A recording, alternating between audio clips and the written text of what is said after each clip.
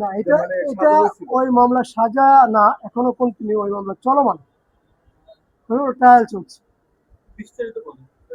ওটা বেসিক্যালি আসলে ফ্যাক্ট মামলা, কারণ করোনার যে রিপোর্টের কথা বলছে, হাজার হাজার রিপোর্ট, না 10টা রিপোর্ট ছিল যেটা নির্বাচন কর্তৃক প্রদত্ত।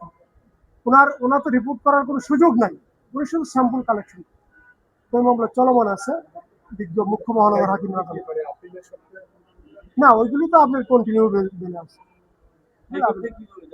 হাইকোর্টে আমরা ওই ন্যাচারাল 498 আমরা বেল পিটিশন দিয়েছি, জামিন হয়েছে, জামিন চলমান আছে, জামিন বহাল আছে। হাইকোর্টের পরে আবার নিম্ন আদালত থেকে আমরা বেল নিয়েছি। কতগুলো মামলা রয়েছে তার? ওনার এখন রানিং মামলা আছে আজকের যে দুটো মামলা সহ 30টা মামলা। Thank you very much.